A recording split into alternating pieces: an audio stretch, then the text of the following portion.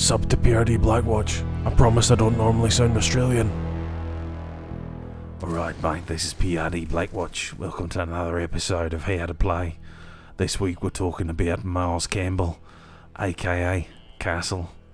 He's a 2-armour, 2-speed defender for the FBI SWAT CTU, and he has 2 primary weapons.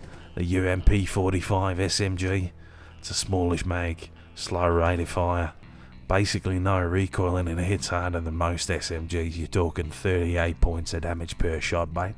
That is incredible. Versus the M1014 shotgun. It's a semi-automatic shotty, close range, lots of ammo in the tube. You're talking 8 rounds per tube, mate. That's cracking. And a damage inconsistent thanks to the spread, unfortunately.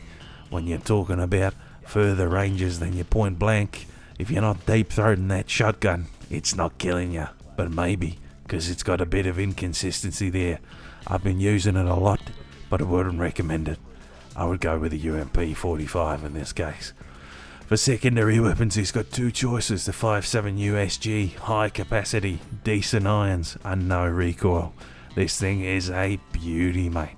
Great pistol, used on the other 2 FBI SWAT operators, and on Sam Fisher, aka Zero.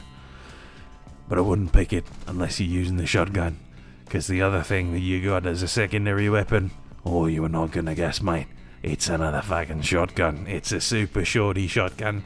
It enables you to do architect work, and it diversifies Castle as a character. Lets you do all sorts of things with this thing. You can shoot through soft things like walls, and you can keep those hard things like your barricade looked after. It's a good plan. For secondary gadgets, you're talking about the bulletproof camera. Personally not my favourite, but it has been buffed, so you might want to pick this one. And the other one that I prefer, because it's not on too many operators that get picked these days, is the proxy alarm. I love these little things. You can put them down, they start bleeping, everybody starts screaming. So his unique gadget is the UTP-1 Universal Tactical Panel Armor Panel, aka the castle door, the castle window, the castle barricade. This is the kind of thing that gets used not too often, because Castle's not the most important or the most loved operator in Rainbow Six Siege. But he's got 4 of these, and they are fully bulletproof. Yes, they are, ladies and gentlemen, fully bulletproof barricades. They take 9 melee strikes to destroy, and if they're ripped down by you or your teammates, they get put straight back in your inventory. They can be deployed on any spot that can be barricaded. So you're talking about your windows, your doorways, your double doorways. It's fucking crazy, mate. You can put barricades anywhere, but not really, only on those spots. So they can be destroyed instantly by explosives or sledgehammers. So you're talking about Sledge. He's the only guy with a sledgehammer, but he can knock down these barricades in a wanna. And explosives were including the likes of an Ash Charge, Sophia Charges, and the LV Lance from Cali. They can also be penetrated by Fuse, Ying, and Maverick. You're talking about a very small hole when you're using a Candela from Ying, a slightly bigger hole from the breach in what's it called again, Cluster Charge from Fuse, and a massive burny hole from Maverick. It's not that massive, it's just a little bit bigger than the Fuse hole, but it's very burny. And you can also shoot a hole through it with the Boss G12 shotgun, but it's very impractical, because you're talking about a slug shooting shotgun that you've got to reload 3 times from a break action. It's just not a good plan, mate, and you've got to shoot it 3 times in the same spot as well. If you shoot it 9 times, you'll destroy the whole goddamn barricade. Incredible stuff. So for tips and tricks for Castle, First tip would be to do the video in your normal voice, but you know, I've done 6 takes of this and I just wanted a bit of relief, so I do apologise. Use your barricades to dictate the enemy movement in your favour. So the idea of this is that people won't always, but they will sometimes opt for the path of least resistance subconsciously when they're playing. So if you're putting down a barricade that's on, let's say you've got 2 doors, you've got the door that you want them to go through and the door you don't want them to go through. You barricade the one you don't want them to go through, and they see the other one that's open, they might just take the other one that's open because it is open, basically. This isn't always going to happen.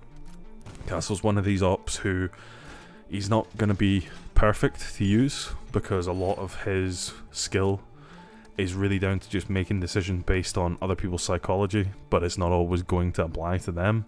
Sometimes they will just brute force the thing, in which case hopefully you can shoot them in the feet, but it's not always going to be the case.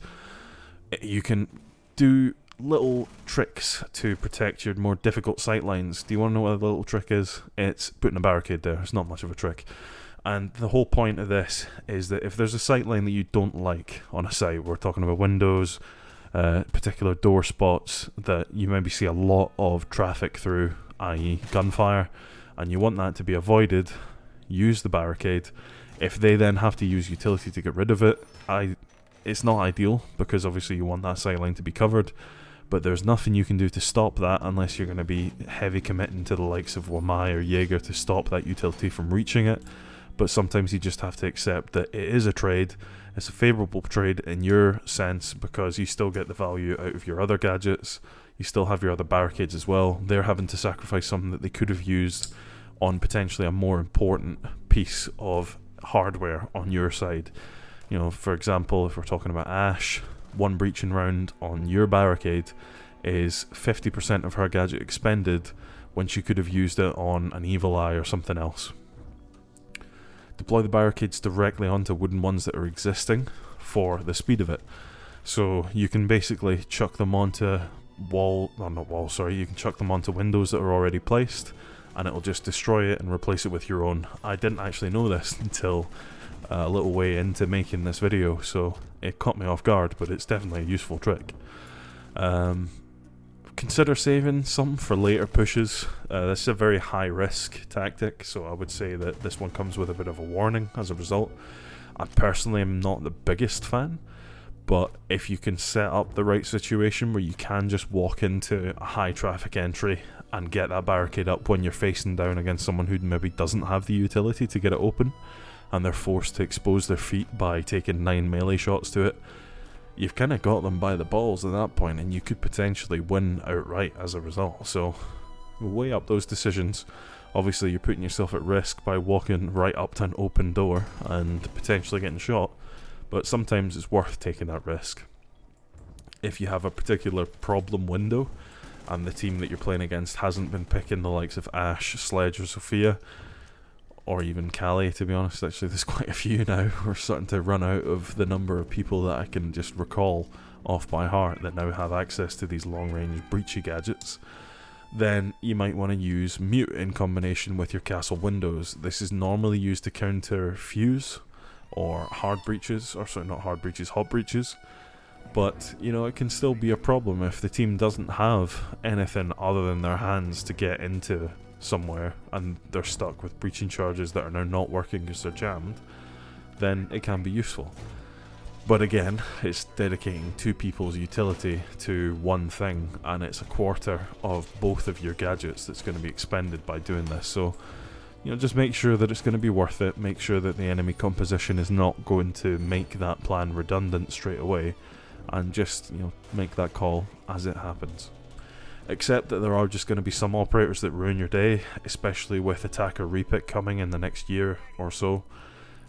You're just going to have a bad day as Castle every now and again, man. It sometimes just happens. They pick Sledge, they pick Sophia, they pick Ash, they pick even Callie. I mean, these are operators that you just can't do anything about, basically. You just got to take your licks, accept that they are going to destroy your stuff, your best laid plans with your nicely set out hallway that you didn't want them to push down is sometimes just going to get pushed down. But at least you've managed to, if not waste their time, then maybe make them a bit more wary of the area they're pushing into, maybe make them expend a gadget to take it out. There's all sorts of benefits that you can receive just by having your castle barricades destroyed, so don't take it as a loss, just take it as something potentially positive. Don't just close the site entries. You want to make enemy movement and executes as difficult as you can. So things like there's certain, what I'd call like comfort rotations that attackers will sometimes take. I think the best example I can think of is if you take red stairs on Villa, so red stairs leading into 90 hallway, This is around the, what's it called? Aviation, I think. Is it Aviator and Bar site? The one next to study. That one. The double door there that links the red stairs hallway with 90 is often somewhere that people will rotate between, because it's a way for them to choose what side they're going to push from. It's a bit of fluidity. They're not having to drop out or go anywhere awkward. So if you put a barricade there, then they're going to have to expend utility to get between it. Especially if you decide that you're going to destroy barricade the wooden wall that is the other option for the rotation in that location. If you're doing that, then you're really laying on thick the amount of restriction that you place on the enemy team, because they have to take out your barricade, and if they don't have the breach, or if they've only got breach that is higher value than the stuff that you or that they want to use, so let's say they only have a thermite in that situation, that's a lot of utility to be expending for a castle barricade, so that's definitely a win. You want all of your barricades to be a problem to someone on the enemy team during the round. It doesn't have to be a massive problem, but just a problem in some way. If you can get them to trade that gadget, get them to trade their time, that's ideal. The exception to this is obviously Sledge.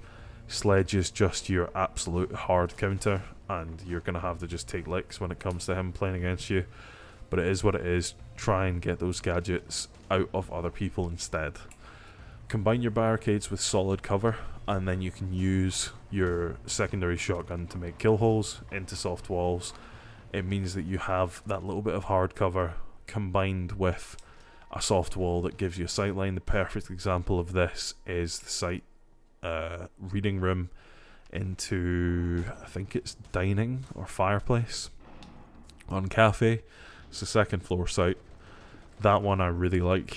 I tend to barricade the door there, barricade the window as well, and then I have the sight line through the walls looking all the way through into the other room, and it gives you that chance to be safe from a certain point of view from people on white stairs thanks to the barricade, whilst also being able to take slightly riskier peeks into the other room because of that. That's with me assuming that you're going to be in reading room during that hold. And on to the next one. I would like you to use your proxy alarms to deter the Sledge user. So I know I said he's your hard counter. I do feel like proxies can actually have an effect on him. Not a huge one, but enough of a one that you can maybe pull something off. So the idea of this is that if they're going to have to push up to your castle barricade, then you want to put down a proxy alarm that is going to sniff them out, and it's going to let them know, I know you're here, because the Sledge might back off rather than committing to taking out your barricade. You're only going to be able to do this for 2 barricades at most. Sometimes you're not going to be able to get a valid line of sight to then deal with him, in which case he's not going to see the proxy alarm as a threat, but it might still be enough to make him second guess what he's doing and hopefully keep your barricade open for longer. And similar to this, the final tip is that if you've got an active angle or a mirror around, so an active angle I'm talking about, let's say someone above holding through the floor, or below holding through the floor, or holding through the ceiling from their point of view, I suppose. Or if someone is actively holding holes in the wall, stuff like that, that's where mirror obviously comes in. That is when your barricades can come in quite handy. So the perfect example of this is if you're talking about cafe, talking about the kitchen site. If you've barricaded the prep kitchen door, then you could have a mirror there who's holding the angles and who is stopping the Sledge from getting close enough to that door to actually cause any issues, in which case it could delay them long enough into the round, especially if Sledge dies, that this then becomes a round winning barricade rather than just a delay barricade.